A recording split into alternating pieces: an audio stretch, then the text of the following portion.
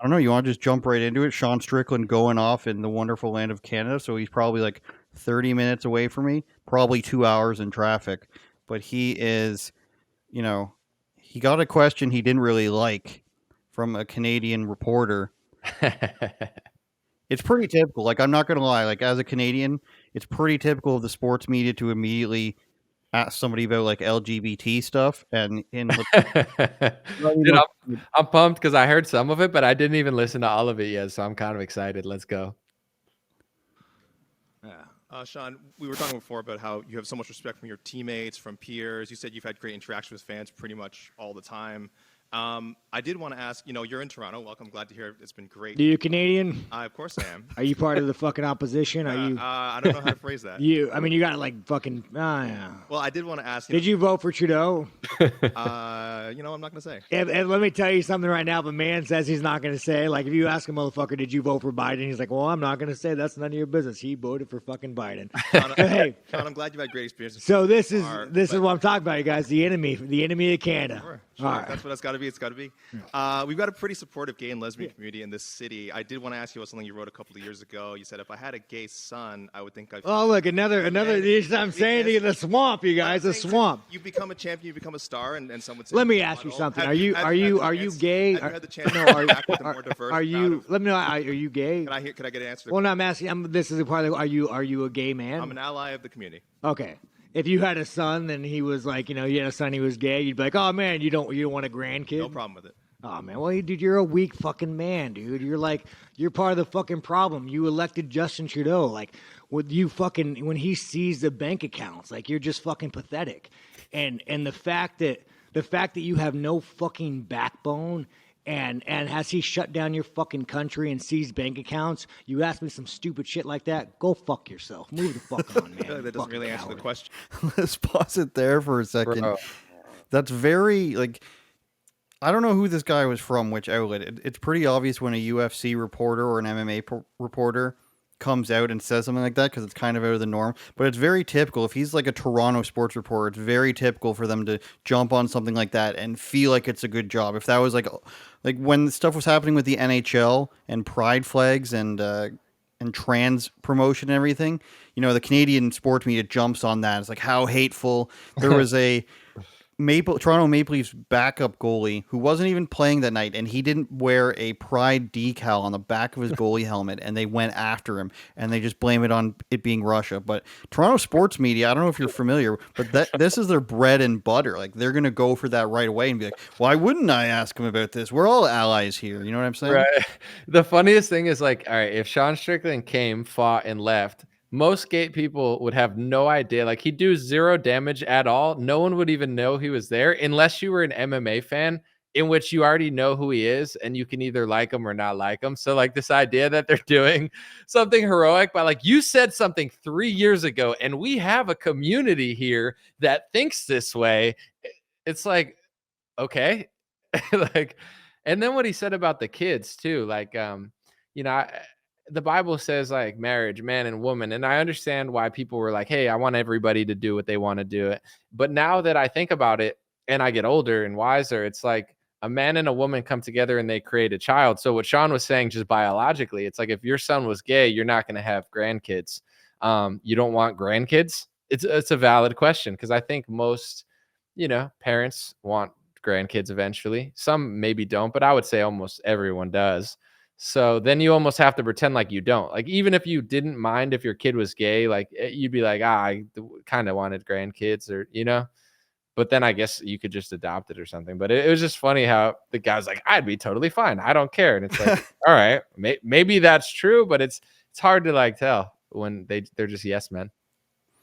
I'm not sure if he was hoping to come in here and be super heroic in his reporting, but it did not stop here. Strickland kept going for a bit while longer.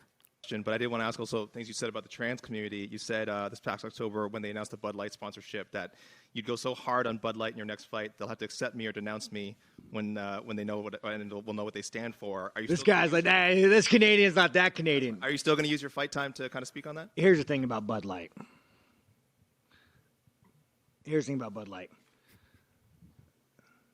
10 years ago, to be trans was a mental fucking illness. And now all of a sudden, people like you have fucking weaseled your way into the world.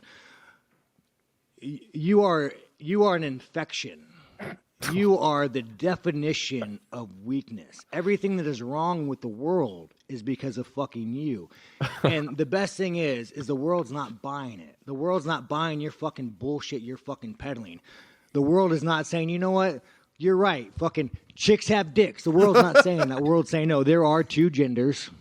I don't want my kids being taught about, who they could fuck in school. I don't want my kids being taught about, their sexual preference.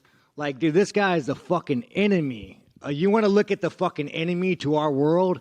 It's that motherfucker right there asking these stupid fucking questions. You can hear the headlines being written in real time. Sean Strickland says transgender people are the enemy. That's what I think is going to be up in the morning. And it's like, this guy can write about something like this, but who's actually going to care? That's the thing that I want to know. Who is watching UFC that is going to care what Sean Strickland has to say about transgenderism, for example? So they could come out with this headline tomorrow, but the only people who are going to care are other progressive MMA journalists. And they're definitely out there. I'm sure you've seen them too. The same ones that, ask about people saying the dreaded F word in Australia a few months ago. So I'm sure it'll happen, and it might be pushed by the Canadian media, but ultimately I think this guy's just spinning his wheels here for his own. I stood up, Anomaly. I asked the tough questions about LGBT allyism. Yeah, like 3 people in a Toronto gay bar are gonna care, and like the rest of the gay community is gonna be like, dude, whatever. It doesn't even matter. But I thought it was funny because he was blaming like everything in the world on that journalist. That's what I took away. He wasn't even saying like it's all trans people. That he's like, it's literally just you. He's like, you are all of the world's problems. Everybody, look at this journalist. It's all his fault. Dude, he was probably so scared or so excited. He's like, oh my gosh, I'm being persecuted. Like, I'm an ally. Or he was like, damn, this took a turn. Well, Sean does go on to say that he doesn't have a problem with, quote, the gays, and then says all the other Canadians he met or he has met are fine. But he's sort of starting to figure out, now that he's in this position, that people like this exist, and that's why Trudeau got elected. It's pretty interesting. I'm just like so jaded by it because the Toronto sports media has always been so bad, and they're used to getting away with jumping down people's throats for everything, and nobody ever holds them account to it. Toronto sports is kind of this market where you come in, you can be really popular really quickly, but if you do anything that if you don't give the media access to everything that's inside your brain, then they're gonna hate you for it because they're so used to everybody, kissing their ass when they come here. It's the only big city in Canada with all the major sports teams. And it's been done countless times with basketball and with hockey where a big athlete comes in there and they expect something from him. They expect certain access from him and certain information, and he doesn't want to provide it. Then they just hammer that guy and hound him every single chance they get. And it's a real problem. And especially in MMA media, it's weird when a guy like this comes into the room and starts demanding these types of answers from people. Yeah, I mean, I think Sean Strickland, people really like him in America, but we probably have a few more dissidents, but people love him here too, and I see it going viral. But for people in Toronto, I bet people are very afraid to do what he did, and almost no one does that. So for him to just do it, when you said that they want people to come in and know everything that's inside their mind, it reminded me of this Ryan Long skit where it was like a left versus right basketball game. And the guy, it was like, come over here, but like the left wing was acting crazy. And like he goes to the one guy, he's like, do you agree with all of my platforms? And the guy's like, I don't know all of your platforms. And then he's like, we want to hang landlords. And the guy's like, I am a landlord. So it's just like funny approaching him. It's like, do you agree with all 95 of my policies? And you're like, I think I agree with like 90 of them. And they're like, racist, it's like, that seems like the vibe of they want everyone to just do exactly what they say. But that's why Sean Strickland is so unique. He's funny, he's edgy, but he just seems like kind of like a white guy that's like, he drives a motorcycle, he literally, he's just like, this is what I think, I don't give a shit. And that's refreshing. Yeah, and I wanted to point to this ad he recently did with this new UFC reporter. He basically just promos his merch here while bleeding from his ear and shoots like snot rockets. I'm running my own merch line. We're doing big things, dude. We're doing gun giveaways, gloves giveaways. Yep. I cut the fucking price in half. I ain't making no money off this motherfucker, Nothing. but we're fucking doing it. He's actually spending money I'm making sick, I'm it. blowing You see his ear bleeding right there? Yeah. snot everywhere, guys. It's just all fucked up, you guys. But we're doing good things with it. We're cutting the price in half. It's all good. So yeah, he's got these shirts like freedom or death, one woman in the kitchen versus to one man or something. Right. I hope he doesn't lose against Dricus du Plessis. I mean, last week I was talking about, have you seen him kissing his trainer and everything? It's a little weird. I like Dricus, but, dude, it's South African. You go past a certain part of the world. Like I don't know if it would And be you're called just kissing grandfathers. I'm not making excuses for it, but like it's like once you get over to Europe, it starts getting a little weird, and then the further that way you go, it just gets weird. I like Dricus. I think he's like a respectable guy, but I've seen those pictures too, and it is cringe. Like they were like hugging over like the Eiffel Tower, and it's like cringe. Very very cringe for sure. South African accent's a very one to pin down. It's almost Australian, but it's something else. I was gonna say, yeah. Oh, go ahead. I was just gonna go to the CJ Stroud clip. Did you have something else on that one? Yeah, I want to say with Strickland, for those who don't know, like he's the type of fighter, because a lot of guys are divas, and I think if you get in that cage, you're not a diva. Let me put it this way: most guys care about themselves and their health, and they try to like strategically do things which is good for their body, which is totally understandable. They could all beat me up.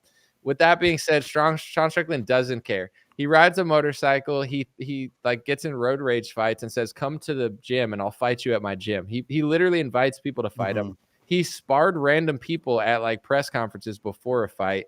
He takes fights on like 2 weeks notice, week notice. Like he's the guy that's ready to fight wherever, whenever, and he's really, really about it. So it's like no one ever thought he would be a champion. It was the biggest upset of last year.